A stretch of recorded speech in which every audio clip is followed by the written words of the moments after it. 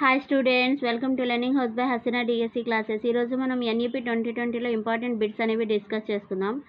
Preparatory stage అనేది ఏ వయసు పిల్లలకు చెందింది అంటే 3 నుంచి 5 తరగతులు అంటే 8 నుంచి 11 సంవత్సరాల వయసు పిల్లలకి చెందిందనమాట. ప్రిపరేటరీ స్టేజ్ అనేది ఏ తరగతుల పిల్లలకు చెందింది? 3 నుంచి 5 తరగతుల పిల్లలకి. ఏ వయసుకి పిల్లలకు అంటే 8 నుంచి 11 సంవత్సరాల వయసు పిల్లలకి చెందింది. మధ్య దశ అంటే ఏమిటి అంటే మిడిల్ స్టేజ్. మిడిల్ స్టేజ్ ఏ తరగతి పిల్లలకు చెందింది అంటే 6 నుంచి 8 తరగతులు అంటే 11 నుంచి 14 సంవత్సరాల వయసు పిల్లలకి మిడిల్ స్టేజ్ అనేది చెందిందనమాట.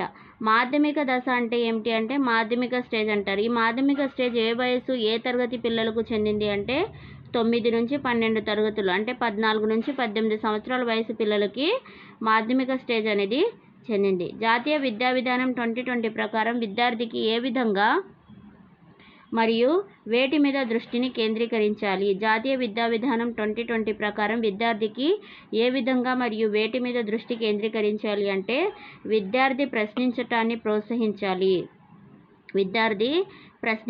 ప్రోత్సహించాలి. సృజనాత్మకంగా అనుభవపూర్వకమైన అభ్యాసం అందించాలి. సృజనాత్మకంగా అంటే క్రియేటివ్ స్కిల్స్ని ఉపయోగించి అనుభవపూర్వక ఎక్స్పీరియన్స్గా అభ్యాసం అనేది అందించాలి. అన్వేషణ పూరిత కార్యకలాపాలతో కూడిన విద్యను అందించాలి. రీసెర్చ్ మెథడ్లో వాళ్ళకి విద్య అనేది అందించాలన్నమాట.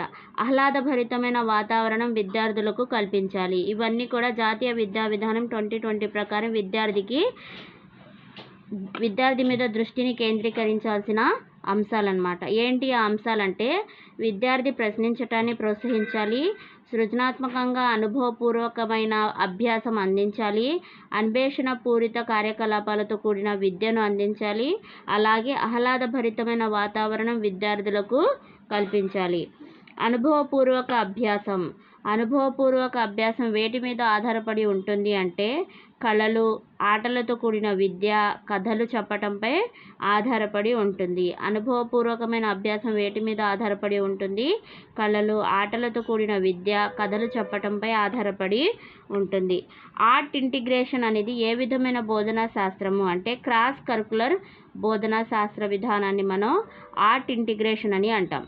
ఆర్ట్ ఇంటిగ్రేషన్ అనేది ఏ విధమైన బోధనా శాస్త్రం?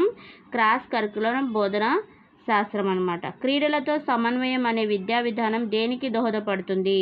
క్రీడలతో సమన్వయం అనే విద్యా విధానం వచ్చేసి మనకి స్వయ చొరవ, స్వయ ప్రేరణ, స్వయ మార్గదర్శకత్వము, స్వయ క్రమశిక్షణ, ఇంకా బాధ్యత, పౌరసత్వం వంటి నైపుణ్యాల అభివృద్ధికి దోహదం చేస్తుంది.